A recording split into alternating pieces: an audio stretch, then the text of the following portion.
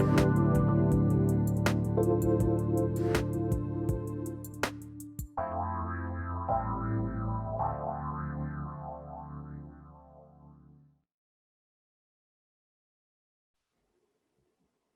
everybody. I'm Trish Laub, and welcome to A Cup of Comfort with me. This is all about you, the care heroes. If you've tuned in before, you know that you are a care hero, someone who has chosen to step into their responsibility and the great caregiving unknown. Each and every one of you providing care for another is a care hero. And this show is all about you, the care and care hero topics that nobody wants to talk about.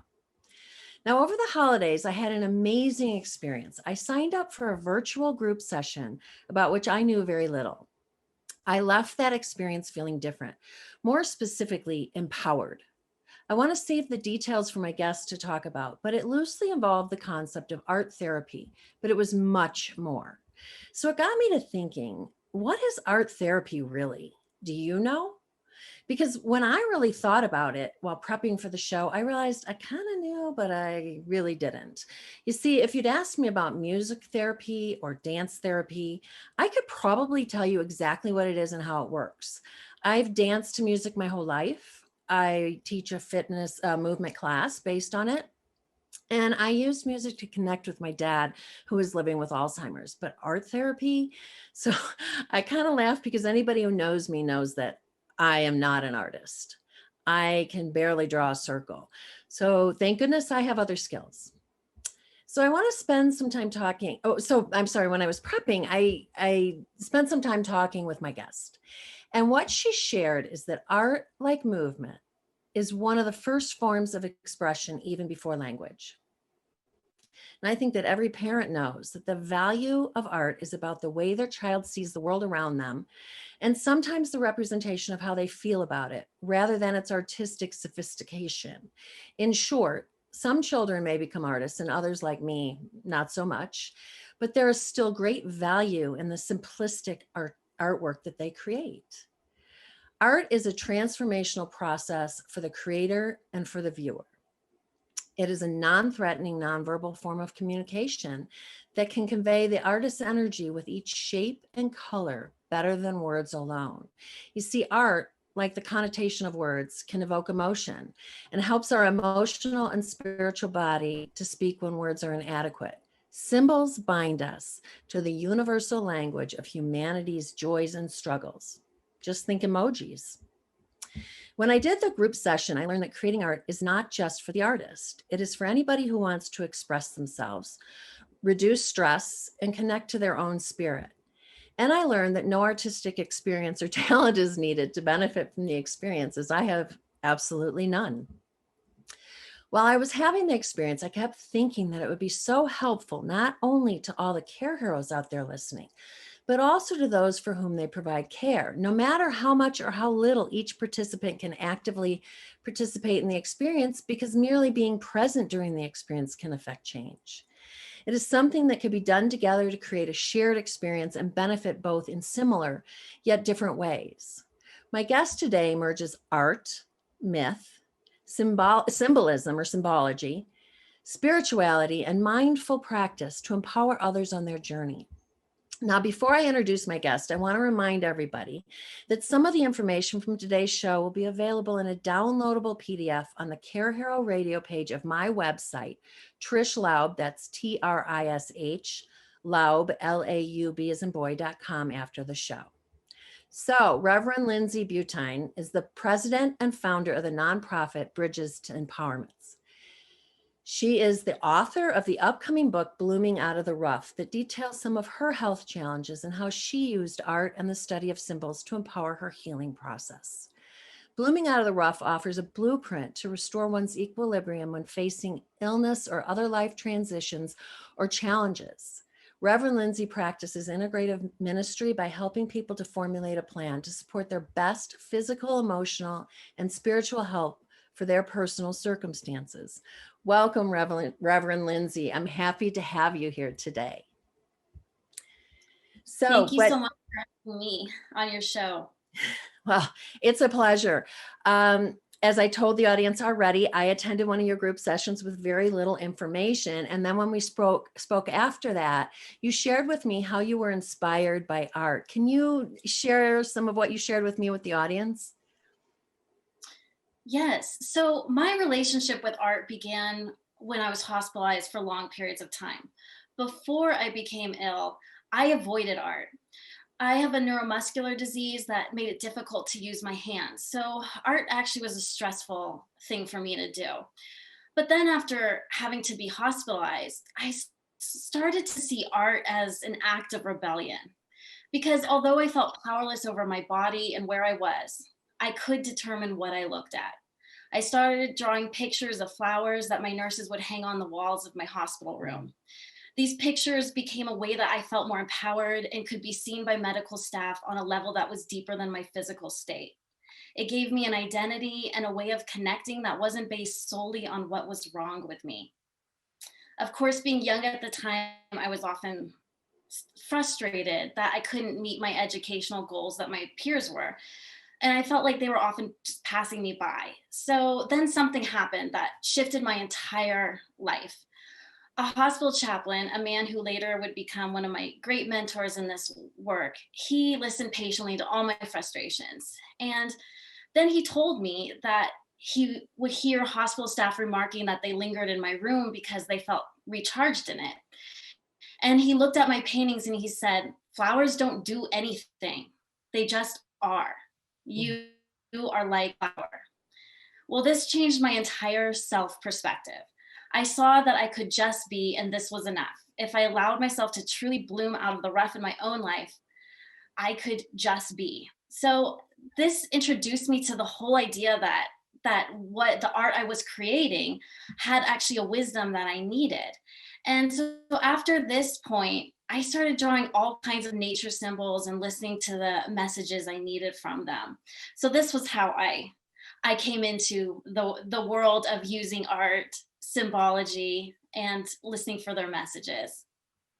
I want to take just a second since you've introduced that and say that this experience, which I did not describe, was that I went on to a group session with Reverend Lynsie, and she literally said, okay, now draw a line at this diagonal. And then while I did that and thought about that a little bit, she went into the symbology by culture and religion about the animal that we were talking about. And in the situation, in the session that I did, it was the courage of the lion. So I just wanted to provide a little more context when we go on and talk a little bit further. Is there a particular animal, bird, insect that inspired you the most? I felt like the dragonfly has been one of the most sacred animals for me. And can you tell us a little bit about why and about the symbology of it? Yeah, so let me begin with the really the moment that inspired the dragonfly and its message, which I see the dragonfly as being about impermanence. And so the how it all evolved was I was in a hospitalization and I was fighting pneumonia, and this is a common cause of death with my disease. And at the time, I had a roommate that had just had a stroke. So while I was struggling to breathe, she was struggling to form words. And we were kind of joined in this communion of silence because, for different reasons, words were just too hard. Now, although supposedly there's a curtain between us, of course, you can hear everything that goes on in the room. So I knew that she was having a bunch of cognitive testing. She knew that I was having medical imagery to just see where we were. Now, at the end of the day, my roommate's doctor came in and sat with her and her husband to break the news that her cognitive function tests were not good and that they didn't think that she would improve. Her husband at the time cried that and said that although she had survived, he still felt like he lost her. The doctor, I remember gently explaining that she was never going to be the wife that she once was. She had reached a static point. And I remember feeling very sad that nobody asked her if she too was frustrated. And I also wondered why they were talking about her like she wasn't in the room. So then after they left, my doctor comes in, same somber tone, and he tells me no improvement in my condition. My lungs are failing, the infection's taking over them. So we're both left in this heaviness of our very bad news. And we both know that we heard each other's news. So in this space, she started to tell me about how frustrated she was that her brain didn't work the same way. And I have to say, as I listened to her, this just awakened all my worries. What if my lungs didn't recover? What would happen? And I knew the answer: I would die. So I had to just kind of go back to this silence. And I started thinking about the dragonfly and how I wanted to draw it. And I realized this goal might be just like so many others in my life that were uncertain. Maybe I wouldn't achieve it. And I also knew that this could be some of my last moments inside of my body. And so, although I didn't know what this crisis would mean ultimately to my life, I felt that my only real power was to just enjoy being in the body I had now. So, thinking about the dragonfly, this dragonfly lives confined to water before it morphs into an insect that flies. And in thinking about the lifespan of the dragonfly, I saw that, nothing stays static. Everything really is temporary. And I just couldn't let tests capture my fate. They were just one other moment in time. So at this point, I turned to my roommate and I said to her, everything is temporary, even this. One way or another, our current state's going to end. Maybe we get better, maybe we won't. It's not going to be like this forever.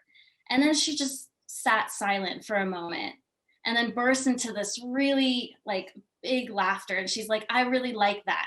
That is so true. Someday I won't have a brain at all. And at that moment, I knew that the test had completely underestimated her. And that is how the dragonfly message came to be. Wow. So let me ask you, were you aware of the symbolism of the dragonfly prior to that experience? Or is that just a realization that you'd had? So all I really knew about was about the dragonfly's lifespan, because I just had been attracted to drawing the dragonfly. It wasn't until I was in divinity school that I wanted to do my master's on this project of doing these messages, and that they said, well, to have this be your master's, why don't you start studying the symbolism throughout all the different cultures and religions? So that's how I added that segment in at the very end. So actually it was the drawings, the kind of message that I got from the drawing, which to me was just about like the impermanence of everything. And then I added in the cultural symbology last. But what I found so interesting about it is how much the symbology throughout time correlated with what I felt from drawing the symbols. Can you maybe share some of the symbology of the dragonfly? Yeah, so the dragonfly is interesting. It's been throughout time a symbol of change. In the East, the dragonfly is associated with the more passive side of change. For instance, in China, the dragonfly is associated with summer, and this is the changing, of course, the life cycle. So again, a passive change. These are transitions that, we really can't do anything to stop them from occurring. It's just the cycle of life. And Japan was actually once known as the Dragonfly Island. So the dragonfly is very important in their symbology. It represents power and courage. And these are both traits that I think you really need to deal with these changes in life that you have no control over. Now, in the West, it represents the more active form of change. This is the type of change that comes from our own actions that we take. And so American Indians saw it as the force behind activity. The Hopi Indians believed that it had shamanistic power, and it was really using the dragonfly to channel spiritual energy to affect the world around them. So I think it's very interesting that we have that yin and yang between the East and the West in the symbology of the dragonfly, and that transitions are composed of elements we control and elements we must learn to accept. This is the active and passive forms of change, which ultimately lead us to learning about impermanence. And I think that's very powerful. So I want to go back to the session I did. It was with the lion. I grew up thinking, oh, the lion is courage, the strong lion and everything. But there was something so very different about it and more powerful when I drew, which I'm not an artist, while Reverend Lynsie was speaking, and she talked about the symbology through culture and religion of the lion. And somehow this was going in auditorially, it was coming in visually because it was a Zoom session. I was doing it tactily. She's doing myth, she's doing symbology, she's doing spirituality, mindfulness. And it was a really, really powerful experience. So my question for you is this open to the public? Are your group sessions open to the public? It absolutely is. I do some individual, and then I do it for the community that is open to everyone, because there's just a lot of transitions going on right now, and I think everyone could use a little bit more support. And I know if they go to your website, which is bridgestoempowerment.org, O-R-G, that they can get information on it. And you and I talked recently about the possibility that you may be recording some of them to fit into some other, people's caregivers, CareHeroes schedules and things like that. So that may be something that is on the table.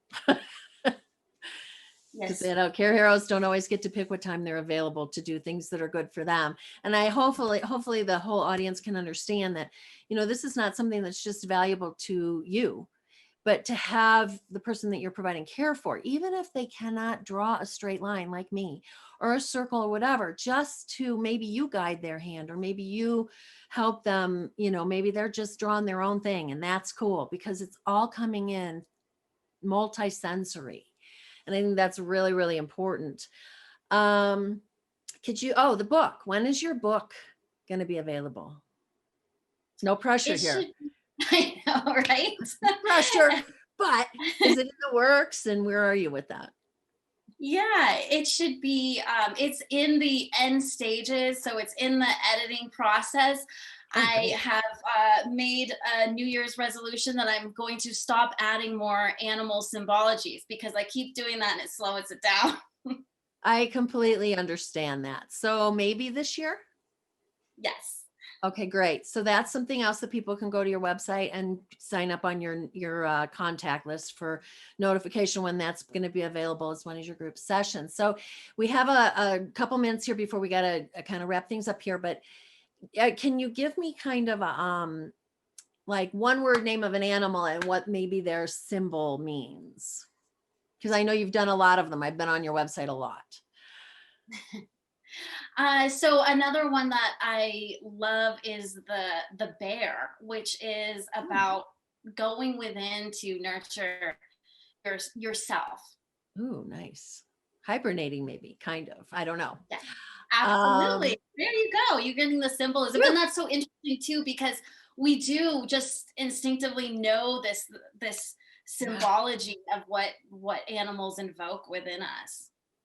Well, and some of them I guess I could maybe guess, but others not. So I have a couple here that, just if you don't mind me sharing them, was the giraffe was gaining perspective. And maybe you do, I don't know, maybe you do sessions with other symbols with it. I don't really know, but you had the hummingbird was challenging times. The elephant, mindfulness practice. I love elephants. They're so meaningful. So I do want to say again, let's have it come from you this time, how they can reach you. So if you just go to bridges to empowerments.org. And empowerments has an S on it, just for clarification there. I'll add in that Reverend Lynsie is on Facebook and Twitter. And if you go to the PDF on my website and download it, those handles are there, and direction for how to get to her. Is there anything else in the next minute or two that you would like the audience to know that maybe you haven't already had the opportunity to share? Let's see. What I would like to really make a note is that you don't have to be spiritual or religious to do these practices. The Latin root of spirit is breath. Breath gives us life. and a life that is connected to others through our shared air. In this way, spiritual practices are simply a way of grounding ourselves in what connects us. So no matter what your beliefs, feel free to join. I love that. So just again to say, if you go to bridgestoempowerments.org, you have a blog. You offer, I believe, in addition to the sessions that we're talking about here with the symbology and everything, I think you offer some other types of sessions, counseling services. One thing I know I didn't mention that hasn't come up yet is that pre-pandemic, Reverend Lynsie was going into hospitals and doing this work with patients there, which I think is really super cool. And for those of you watching, hopefully we're able to see some of the images about that show that. So I just think it's very, very powerful and important work. And I appreciate you coming to share it today. Again, I know I can't say it enough, bridgestoempowerments.org, where you can reach out to her. You can go to her contact page to get updates on what's going on. And the downloadable PDF on my CareHero radio page of my website, trishlaub.com. And I just want to thank you again for all of your information. It's powerful work. I hope people out there listening will look into it and have an opportunity to be empowered, whether they're the care hero or the person for whom they're providing care. So thank you, Reverend Lynsie. Thank you. You're welcome. We'll talk soon. Okay. So while you're on my website, I would encourage you to share your CareHero story. And possibly Reverend Lynsie can even go there and share it there as well. So, and I can post that. Your stories matter, and I want to share them. So reach out to me. I love questions, comments, the topics that you want to hear about. I've got many topics, interesting topics lined up. I'll tell you about that in a minute. This show is about you, so I need your input on that. Fill out the contact form on the CareHero radio page of my website, or email me at info@trishlaub.com. I would love to hear from you. Be sure to let me know where you're from and maybe what episode you listened to. I want to thank you all for tuning in today and sharing this time with me. Please join me the second and fourth Tuesdays of the month at 12 Pacific and 3 Eastern. Next time on January 26th, I'll meet you here and we're going to talk about when hearing becomes a challenge with my guest, Kathy Russi. So have you faced that challenge yet? Have you had older parents that have gone through the hearing loss? If not, I'm pretty sure you're likely to experience that at some point in your life. And honestly, it was one of the number one things I was asked for when I announced that I was going to do this, A Cup of Comfort. And people have expressed their frustrations with knowing how to encourage their loved ones to pursue hearing loss and hearing aids and all of the issues that people have had with hearing aids. So I encourage you to tune in. Kathy has been working in the hearing field for a very long time, and she has a wealth of information. And yes, we will have a PDF download for that as well. Before I go, I want to do a public service announcement. I think I did it last time. I want to remind you again that to be sure to take care of yourselves and to go to your annual screenings. I know that we're sitting in the middle of a pandemic. I do. But while you put so much time into taking care of someone else, it's critical to your ability to continue to provide the best possible care for them by taking care of yourself. So please don't put those appointments off due to the pandemic. I know I did for a little while, and then I scheduled them all. And I will share with you, because she gave me permission. My sister did her mammogram, and they found extremely, extremely small cancer in both breasts. And she was able to treat that fully and successfully in 3 months, only because she went to her annual screening. So please, please, please, please, I promised my sister I would share that. So please. And before I go, I want to hear each and every one of you give me a resounding, I am a care hero. I know that is something that some of you are not comfortable with, but you are care heroes. So yes, please say it and mean it, because it is in fact true. And again, before we go, I just want to share the hearing health is coming up. The show after that is on palliative care services and hospice care, as well as dignity with death. The one following that, I have a different kind of care hero. I'm not going to tell you who she is or what she does yet. We'll be covering wound care. some alternative-ish therapies that I have actual experience with, and it's really beneficial. And then I've got a whole bunch more coming after that. So tune in, keep coming back, and remember that you are a care hero, and I'll see you on the 26th. Thank you for listening to A Cup of Comfort with me, Trish Laub, and for your care hero courage. Tune in next time on Transformation Talk Radio as we explore life-changing care hero topics to assist you on your journey. In the meantime, I would love to hear any tips or insights that you've taken away with you today. So head on over to TrishLaub.com. That's Trish Laub, Laub as in boy.com, and leave a comment, a question you would like answered, or a topic you'd like to hear about in the future. And while you're there, be sure to subscribe to my newsletter. So raise a cup and let's toast to all the amazing care heroes out there giving it their all. Until next time, remember that you are true heroes.